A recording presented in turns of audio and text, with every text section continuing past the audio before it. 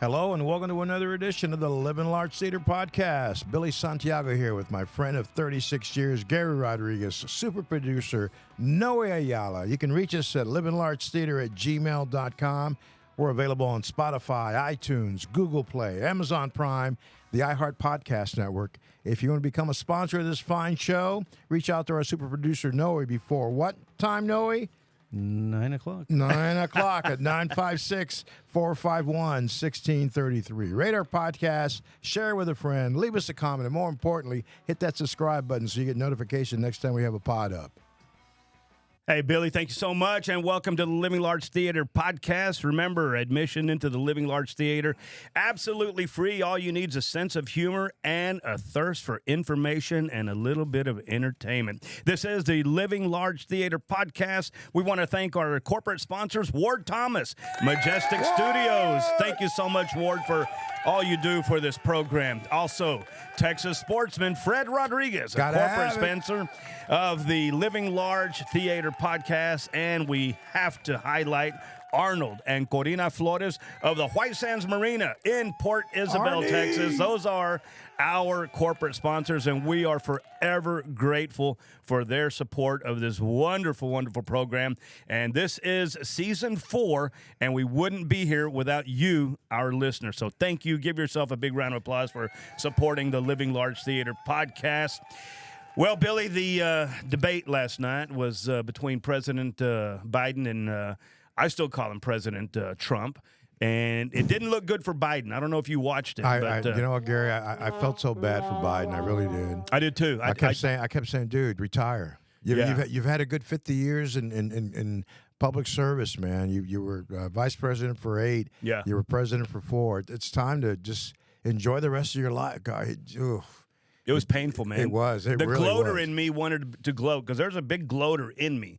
And he wanted to come out and gloat, and I felt sorry for the guy. I felt sorry for him. And now they're just less than 24 hours after the debate, they're already talking about replacing him. I don't think Jill Biden is going to allow that because if that happens, you think she's running the show?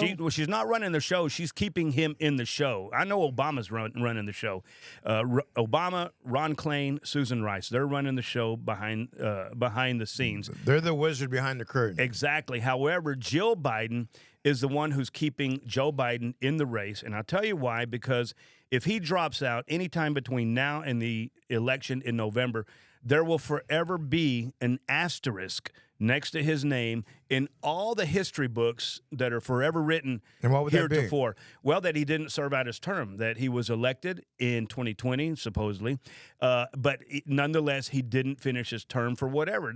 I think they could easily right now invoke the 25th Amendment, which is the president, if he is incapable or incapacitated of carrying out his duties, he must go. That's an amendment. And when you're able to hide a man for 7 days as he supposedly prepares for a debate. He had all kinds of people over at Camp David. Somebody forgot to give him the Adderall. That's what I'm picking up right now.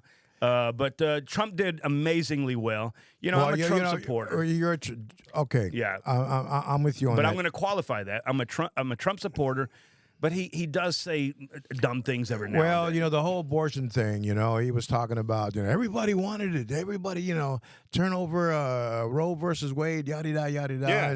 And not every state wanted it. Not everybody wanted it. But you know what? He embellishes a lot. That's okay. And it's called artistic license. I thought, though, that he was tough on Biden, but he could have been a lot tougher because he probably looked over. I mean, he felt sorry for him. A couple of times you looked over when Biden was talking. Trump felt like, sorry for him. And Trump said, I don't know what he just said. I'm pretty sure he doesn't know what he just said. And then he actually paid Biden a little compliment when we were talking about the border and all the destructive that the migrants are doing. And Trump said, he doesn't want this. He just doesn't know what's going on. And I thought he was handling Biden with kid gloves, very respectfully, I think, because you're right, Bill. He could have demolished him just because, Trump's got that bombastic attitude and characteristic about himself that if he smells blood, as we all did watching the debate, I smelled blood just watching it because you could tell that he was struggling from the very, very get-go. So we'll see what happens. Trump's in Virginia. When is the Democratic National Convention? In August? I think in August, yeah. Because the Republicans are coming up in July, right? Yeah, in Wisconsin. One of those. Don't quote me on that. I don't know. But they're going to happen. We'll see what happens with Joe Biden. Trump will be the nominee for the Republicans. Right. And now the big mystery is who's going to be his vice president. I am nominating Noe Ayala to be Trump's vice presidential running mate there. No, he's such a techie that he'll be able to generate a few million votes just like they did for Biden, man. He'll get him in there. Hey, man. So today Trump is in Virginia trying to flip Friday. that. Yeah, today Friday. Yeah. By the way, we'll go ahead and give the date. Today is Friday. You're going to hear this in forever, but we're actually recording today, Friday, the 27th. June. No, the 28th. The 28th. Yeah. And so and Biden, I don't know how they did it, man. I think they gave him some Adderall today because he's in North Carolina. He's doing a rally with Fat Joe, a rapper that was from New York. Yeah, that was popular back in the 20s. Really? Yeah, and he's also got the rapper MC Little Mug Pie. MC Little Mug Pie. Little Mug Pie out of Cleveland. Did he visit a Waffle House in North Carolina? You know? He did a Waffle House somewhere last night. And after they went and ate him in jail, man. He was a little hungry after the debate, man. Yeah, he worked up an appetite, man. Anyway, we're watching this. We're hoping that things get better and things get changed in November. And I only speak for myself. I don't speak for Noe. Just make sure you get out and vote. I don't speak for no matter Billy. who you're going to vote for. Just get out there and vote. I don't come speak November. for any of our guests. I speak for Gary Rod. I speak for Gary Rodriguez, and I'm hoping Donald J. Trump is president again in November. Can I get a what? What? There you go. Hey, Gary, I got a question for you. So how's the livestock doing over at the Rodriguez Ranch? We're doing well. Rodriguez Cattle Company is holding its own. Is it? Sad to say, I had a calf born didn't make it 2 Fridays ago. I saw it the following Saturday, the day after. Haven't seen him since. I'm kind of hoping the mom moved him out into one of the. Okay, so you don't know if it's passed away yet. No. I don't know, man. I kind of, because I talked to a friend of mine who's a former ag teacher in Sherryland, and I was telling him about I haven't seen the baby, and he goes, well, look at he said teats. He didn't say the other word. He said, look at the cow's teats, and if the teats are full and just really engorged, he said the baby's not nursing, so maybe he wandered off or got picked up or something. But you have chickens? No chickens. No chickens. So yesterday I finally got a hold of my friend Rex, who lives up in Fort Worth. Him and his wife Michelle, they bought a ranch after he left Corpus, and they started raising chickens. And so they were taking the chicken eggs to the market, but they decided they got this little platform outside on their driveway. And so he says, I'll take about 4 dozen eggs every morning. I'll put it out there on the platform. I got a little safety box where people can donate money. And hey, we're doing okay, man. The honor system's working up here in Fort Worth. So people drive by or stop by, make a donation, take a dozen eggs or 6 eggs. Yeah. Wow, that's ingenious and generous. Rex, way to go. Way to go. Speaking of chicken, I was watching a YouTube video, and it just happened to be the YouTube video of our very, very, very special guest, who is an expert griller. I'll call him a pitmaster and a grill master. And in this segment that I saw, he was talking about how he was an expert in fajitas and cabrito and brisket, but he was struggling with chicken. So he cooked chicken for, I think, 2 weeks straight, to the point where the dog said, hey, give me some dog food. Hey, let's get a big round of applause for Arnie Segovia. Arnie! Also known as Arnie Tex. And I tell you what, man, with the help of our corporate sponsor, Fred Rodriguez, Texas Sportsman, he's the one who really shined a light on Arnie. And I went after him, and I was able to get him. And man, I am just so pleased, so proud to have this professional here on the Living Large Theater podcast. Arnie Tex, welcome to the Living Large Theater. Thank you very much, Gary, Sonny. Appreciate you guys. No, letting us- Billy. Billy. I was close. Right? Yeah. When did you change your name, Billy? I know, right? Sorry, Hey, Billy. hey, Santiago, though. I got that part hey, right. Sonny. Hey, Sonny. There you go, man. Thank you guys for having me on your show. Honestly, I'm deeply humbled and honored. Thank you, Fred Rodriguez, too, a good friend of mine as well. Thank you all, man. I'm deeply honored and humbled. How did you get to where you are? First of all, I know you have a lot of history behind you, but you weren't always in Texas Monthly Magazine. So what got you to there? You know, I mean, at the end of the day, it's like anything. You work hard and teamwork. You got to have a good team with you to grow and to expand and to get to where we're at today. We didn't start that way, obviously. There was a lot of, work along the way, a lot of traveling, a lot of cooking, a lot of feeding chicken to my dogs till they said no mas. Yeah. Hey, break out the Purina, Dad. I like to tell that story mainly because, a lot of people don't realize that when you're one of the champion cooks, for example, in Texas, which is one of the states that has many of the best cooks in the world, a couple of world champions, several, a few actually. You have to cook a lot. It's like any other sport. You have to do what I call tuning up. What's the word I use, hon? Anyway, you have to test and tune. Yeah. Test and tune. I call that the sweat equity. Yes, I mean, yes. you gotta earn your chops, man. You have to spend the money and buy those briskets, and then feed them to your dogs. They're pricey now, aren't they, Arnie? Oh man! Or give them to your family and friends because you can't eat brisket every day, every week. Same thing with chicken. Over here, I can. Yeah, you bring that over here. So there was a lot of that going on when we started. I was in the car business for many, many years, both in sales and service and in management. And it's a very fun, very rewarding career. But my heart was always in cooking. Yeah, I always enjoyed cooking on weekends. I had 12 salespeople on my team, and we would cook barbecue literally for lunch every day, 6 days a week. Nice. Saturday nights, I'm putting 15, 20 briskets in my brick smoker in the back of my house and having friends or people just come to pick them up, and they'd pay me, for cooking them brisket, right? So I guess I was around the smoke 7 days a week, right? To the point that at one point, both of my kids became vegetarians, and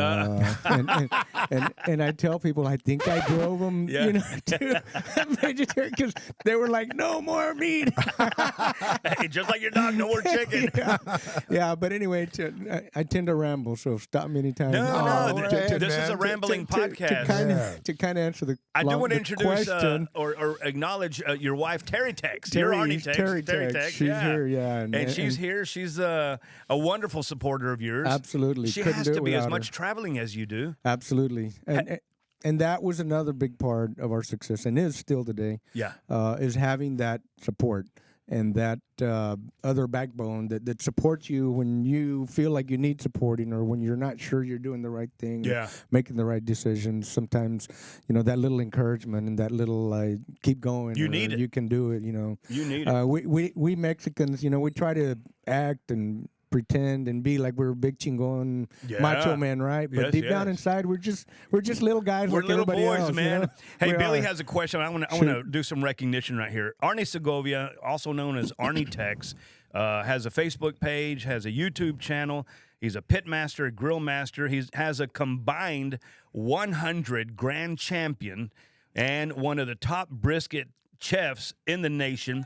He's in the International Barbecue Cook-Off Association Hall of Fame, and he teaches online cooking classes, and as we mentioned earlier, recognized by Texas Monthly Magazine. I'm always intrigued on how people decide they're going to pivot and do something different. When you decided to make that move and do pitmaster barbecuing full-time, what was that like? I mean, what process did you go through to make that decision and go, I'm going to do it?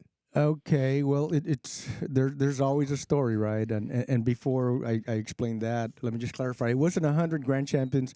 It was a combined grand reserve champion. grands. Okay, Yes. well, hey, Yeah. still a round of applause. All together. Let's hit that button there. There you go. A lot of Studio top audience. 10, a lot of top 10, a lot of top 5 walks. But anyway, I just like to clarify that so people don't think I'm lying or something. What I We'll mean? do But that for you. Anyway, basically, I was in the car business, cooked all the time, and when we used to cater as well, sometimes on weekends, and and I always That was your side hustle, catering. it was just what I loved to do. I'd sell barbecue pits. I used to build them because my dad was a welder, and they were just too dang hot and too much work. And you know, I figured out to stick to what I was good at, which was selling, right? Mm-hmm. And so I started buying pits instead from Uvalde and from Smithfield, Texas, and Houston, and I'd run up there, bring them back, and sell them. And so during all this time, people would be like, "Man, you're such a good cook. You should have a restaurant. You should own a restaurant. You should open a restaurant."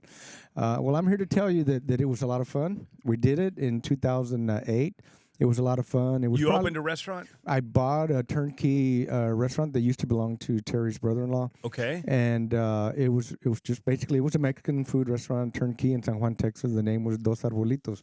And so I went out on a limb against my banker's advice. You know, he was like, don't do it, man. And I did it. And I can say I had the most fun in my life working as a restaurateur, but I will tell people it was a lot of work. It's hard. A lot of hours. And so now I tell people, if you're a small mom and pop restaurant, you don't really own the restaurant. It owns you. Yeah. Right. It's the other way around. That's the way it has to be. Doesn't mean it's not fun or anything, but you have to really enjoy that. And so that's how we got into that part. Of course, it was April 2008. What happened in May of 2008? That was Big the economy crashed. Yeah, we still had a really great 2008. We brought barbecue into the mix and had a little bit of that as well. And but in 2009, it was weird. Like, you just like that trickle down economics, they used to call it, right? Yeah. It just got slower to the point that in July of 09, we sold the restaurant. Okay. And then I was like, okay, what am I going to do now? I mean, we lost a bunch of money. What do we do next? You know, carbon's super lucrative, but the hours are insane. And I was like, I've been doing this a long time. I don't want to do that anymore. Yeah. And so we started cooking competitively. We had done some of that for a few years, you know, off and on, not full-time because obviously I had a full-time job. So we just kind of went out on a limb. I got a job working for an auction company in sales, and so that allowed me the freedom to have my weekends off and stuff. And so we started going out, and became really successful on the trail to the point that I was making more money winning competitions than my regular job. Yeah. And That's you know, good. it was in the heyday of the oil field, and big companies were throwing a lot of money out there, and the promoters were making money, and we were making money. And so I told my wife one day, you know what, I'm going to do this full time. You know, we're doing good. You know, and so we won a couple of more big ones, made some pretty good money, and I'm like, yes, we're on the right path. All of a sudden, we have a couple where we're like, "Oh crap, we didn't make any money today." Yeah. Nobody told me that you don't always win, right? Yeah. Hey, Arnie, so what was the first big win? You remember? I'm gonna say the first big one, money wise, was what were you cooking? We were they were sanctioned events, and it's brisket, ribs, and chicken. Okay. And it was, I'll still remember to this day, it was the St. Joseph cook-off in Edinburgh. It was out in the field off of Sprague and 10th Street. And I had been invited by a friend to cook that event. That one was unsanctioned. It was a very small event, but it had big prize money. And my friend had won it 2 years in a row. And he's like, you need to come cook this one. And I think, honestly, he was trying to see, like, look, I'm going to show you how it's done. Yeah. Well, we wound up winning, and then he was like, like, I didn't think you were going to beat me. But we were very fortunate. That was the first big win, St. Joseph. We won that event 3 years in a row, by the way. Have you competed at the Smokin on the Rio in Mercedes? I was actually one of the founders of Smokin on the Rio. Good for you. Yeah, and Chuck Selman and I, and Brent Baldry was our banker at the time. Really good guy, and put us together. And, you know, so I helped them for a while, and I have to say that Chuck and his crew have done an amazing job making it an incredible event. It is a world-class event, you know. And we have not cooked that one, or we didn't cook it for many years because we were going to Houston to help friends and hang out with our friends at the big Houston Lifestyle Show Road because it's the same weekend, or it was anyway. So anyway, yes, we did cook it a few times. I never won that one. I won fajitas, I think, one year. Got close. not close enough, in my opinion, a couple of times. Locally, the next really big one that I never quite got there, but I did win the Reserve Grand Champion, was the High Stakes in Edinburgh, which is coming up in Are you going a to be few in days. it? Next weekend. We're probably going to go hang out, shake hands with There some you go. friends. And Did you ever do the Hub Festival in Far? Yes, we did. You We won did? that one I one think that's time. when I met Yes, you in yes. 2012, I think it was. Yeah, it or- was the Mud Fest. We Yeah. call it the Mud Fest. It rained a bunch. That man. was awesome, So- man. Hey, before we go on with your story, and we want to hear it, but tell us how to get a hold of you for our listeners, because we have listeners in North Carolina, Spain, Thailand, Mexico, all across the U.S. So they're hearing you. How can they get online and find you and see if they can learn something from you? Well, I've learned from my own kids that you put the @ symbol, Yeah. and then you put Arnie Tex There you go. with a E in the middle, ARNIETEX all together. And we're on all the social media platforms. YouTube is our biggest one and our favorite, obviously.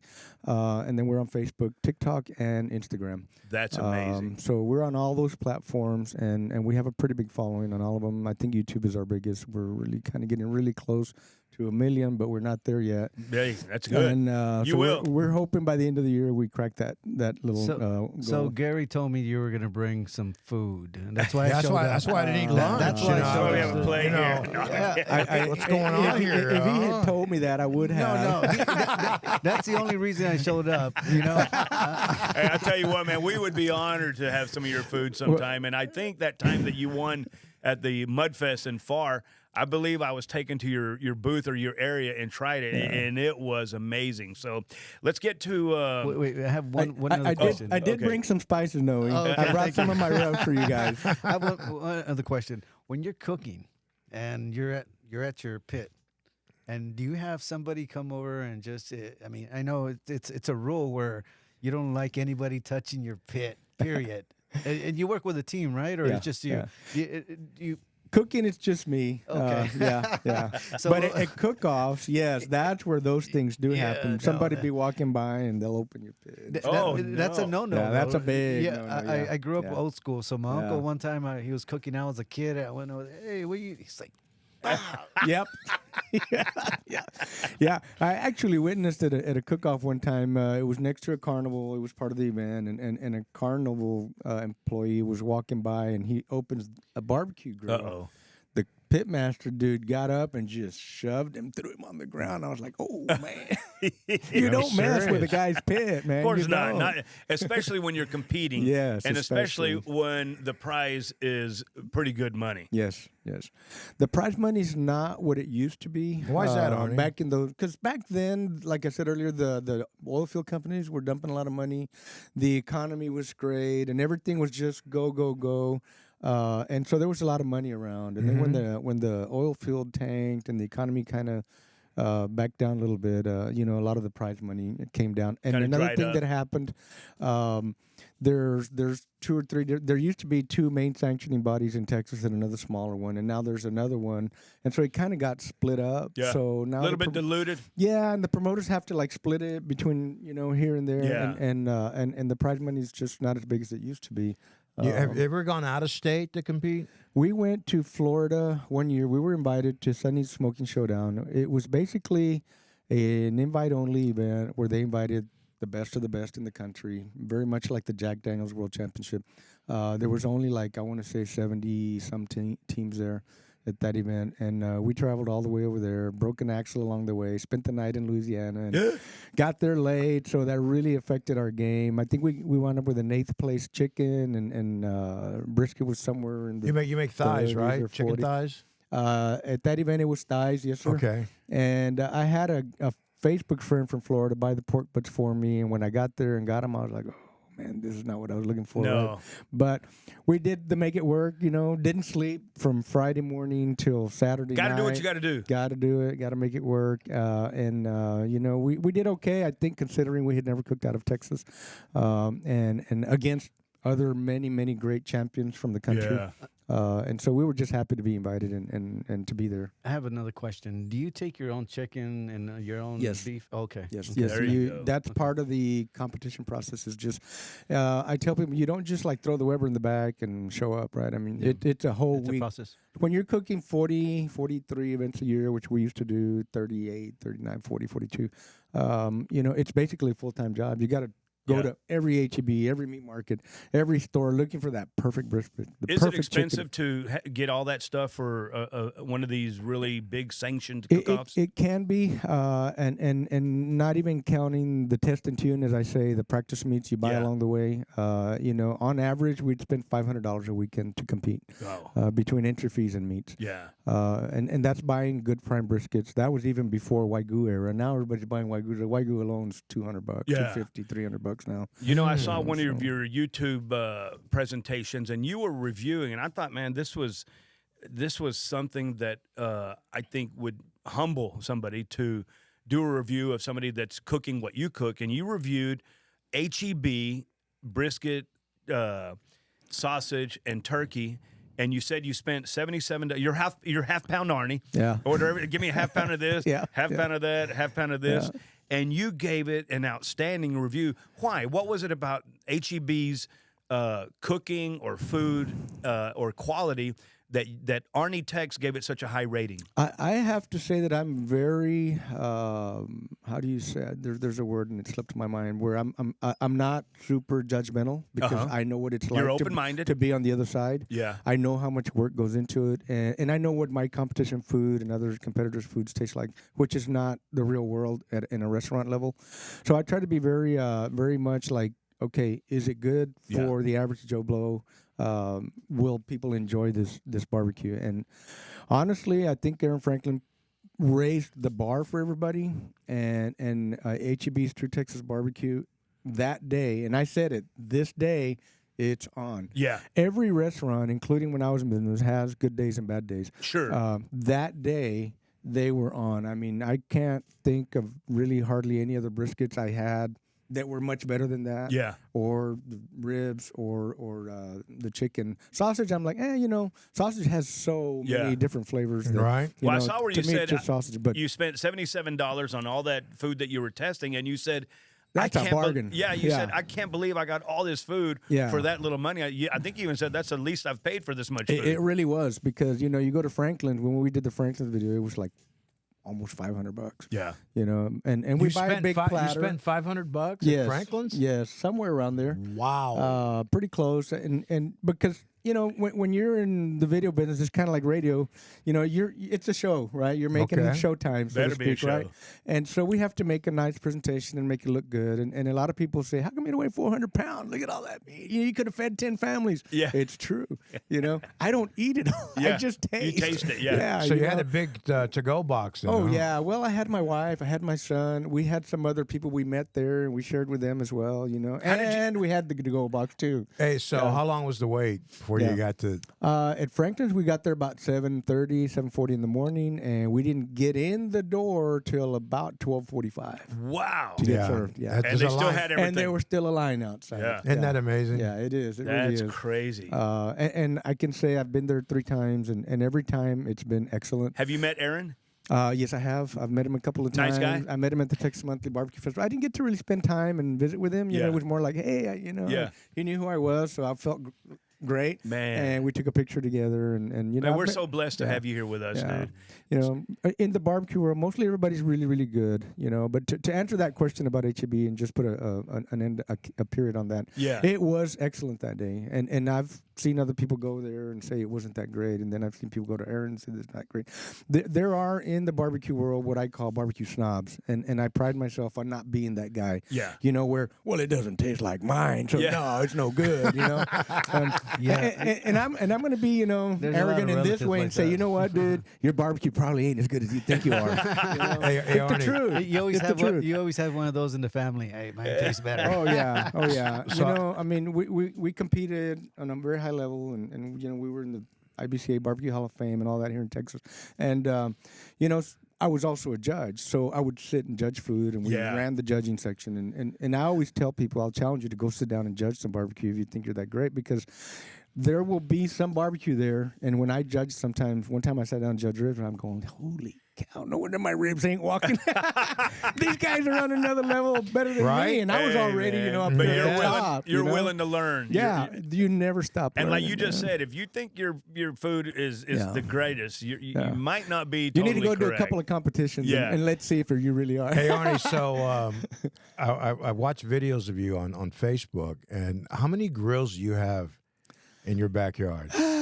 I want to say I'm shooting from the hip again because some come and some go. Right, but, right now probably somewhere in the high 20s. You know, Wow. Do you have a favorite In your one? backyard right now? in my house. Do you in have my a pellet? backyard. Do you have a pellet grill? I have 3 pellet grills. Yes, sir. And What do you what's like your- to cook with?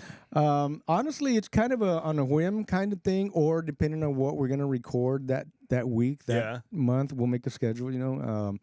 But- Use a lot of mesquite wood. I use some mesquite a lot for grilling. For smoking, I use some. And honestly, in competition, it's all more about smoking meats. In backyard, it's more about grilling meats, Yeah, right? More right. than anything, at least in South Texas. And I like to say it like this, I love all my girls, Yeah. They're like my girls. They're you like know? children. They're my kids. Yeah, I love them all. I have 2 of them. I have a cast iron grill and I have a master built smoker. There you go. And I have That's real. one I haven't tried yet. I'd like to buy me one of those. and Really? try. Yeah. the I don't Master like. Built. I don't. It doesn't sear the meat the way I like it. I've seared. heard good things about it, so I got to try one. And, Yeah. and so I try to give them all a little bit of love off and on, Yeah. because they all have what I call their personality. They all work a There you certain go. way. Some excel better at some things than others. You got to And find I'll- the sweet And I'll spot. tell you guys, I made some baby back ribs a couple of days ago on my Lone Star offset smoker. I hadn't used it in a while, and I was like, damn, those are good ribs, man. I really hit the spot. I need to use this guy more often, right? Yeah, we need to go over there, Billy. Yeah, we do. Hey, you're do. listening to You the do. Living Large Theater podcast. Our special guest, Arnie Segovia, Pitmaster, Grill Master. And we certainly have to thank our sponsors, Ward Thomas, Majestic Studios, Texas sportsman Fred Rodriguez, Arnold and Corina Flores with White Sands Marina in Port Isabel. You want a vacation destination? That is it. White Sands Marina, Port Isabel, Texas. So, Arnie, how did Texas Monthly find you? Good question. I had a writer, Ryan Cantu. Shout out to Ryan Cantu, the guy who wrote the article. He's out of Laredo. He's an attorney in Austin. He's a big foodie. And he reached out on Instagram and sent me a message. And I said, hey, look, my son, he's our general manager, our executive producer and all that stuff. And we call him our manager. He does an awesome job. I said, please send us an email. I'll let my son handle it. And we'll get together. And it took several months, almost 6 months. And we finally sat down and kind of hammered it all out. And he wrote the article after 2 or 3 interviews. And we met with him 2 or 3 times. So he did the article, and I think at the beginning he was starting to write it for a different magazine, and then it wound up at Texas Monthly, maybe because he liked it, and maybe he presented it, and they liked it. I don't know how all that worked. Wow. But that's how we got in there. It was on the online magazine, and so we were just like super humbled and honored and Congratulations. just like It's a big honestly time. blown away to even be there at all among pitmasters that I consider my heroes. Yeah, You know? yeah. Who are your Those heroes, guys- Arnie? Who? There's a lot of them, To me, I want to say my heroes are the guys that are in the back, in the pit rooms at the restaurants, slaving it, Yeah. day in, day out. A lot of people don't realize, those guys put in 10, 12, 15 hours. You a been to day. Black's up in Lockhart? I have been to Black several times. Is that in pretty Lockhart. good? Does that pass the Arnie it's good. test? It's good, yes. Nice. What about Burnt Bean and Seguin? I Ernie haven't Cervantes? been there yet. We keep trying to get over there. Bernest is an amazing cook. Oh, and man. just an awesome human being. He's just really a good guy. And we've tried to get out there 2 or 3 times, and during the last year, and just one thing after another, we haven't been. He did cook the pork steaks for the annual banquet for the association. What's it called? The CBA. Okay, the good. CBA Cook-Off Association. Man, my brain went blank there. Sorry, Hey, Arnie, Fred. we got to roll down. We got to roll up here in a little bit. I mean, Okay. we're going to have you back because I think Noe, me, Billy, we have a I lot got my to ask pen. you. I was going to write down some. Y'all remember I'm an ex-car salesman, so I can talk. Yeah. Yeah, well, we've been in radio, so we can make stuff up. Yeah, Hey, and I got to have y'all over to the house. We'll invite Fred too, for real, man. absolutely, man. We'd love that. We want to thank Wow. our sponsors, Ward Thomas, Fred Rodriguez, a Texas sportsman. And I tell you what, Arnold and Corina Flores, they have the destination on the way to South Padre Island. You can stop, you can hit the bar, you can hit the restaurant. It is your vacation destination, and it's called White Sands Marina in Port Isabel, Texas. Stop by, hi. Say hi to Arnold, Corina, and the best bartender in the business, Johnny Barrera. Johnny! They are all right there. Right quick before we let you go, top 3 questions that you get from people that want to learn how to cook. Probably it's on brisket, like, how do you get the bark, and at what temperature do you wrap? That's probably still one of my biggest ones. 165? Yeah, no, for me, I'm more of a color wrap guy. I don't go by temperature. Okay. It's usually more closer to 175 for me. Okay. When you get that bark. And you set. can get all this on all your social media stuff. Yes. And you also do online classes. And we have an online barbecue school, yes, sir. And you can find that on social media. You can find it at arnietex.com. The biggest question I get is, how do I marinate and get my fajitas tender? That's probably the biggest one. And you'll reveal that in online classes? That's not in the online class. We're working on putting that in there. But that's on my Well, YouTube. we don't want you to reveal anything, any secrets right now. No, it's on our YouTube. I'm also going to put honestly. I'll put the links on the podcast. So That's our producer. Thank you, Noe. Super producer Noe. Thank you guys this for is having us. Arnie Really appreciate Segovia and his beautiful wife Terry. Arnie Tex, Terry Tex, Pitmaster, Grill Master. Thank you for sharing some time with the Living Large Theater. Thank you. It's the Living Large Theater podcast. You can reach us at livinglargetheater@gmail.com. We're available on Spotify, iTunes, Google Play, Amazon Prime, the iHeart Podcast Network. Reach out to our super producer, Noe, if you want to become a sponsor at 956-451-1633. Rate our podcast, share with a friend, leave us a comment, and more importantly, hit that subscribe button so you get notification next time we have a podcast up. Until the next time, you keep living large because we're living large.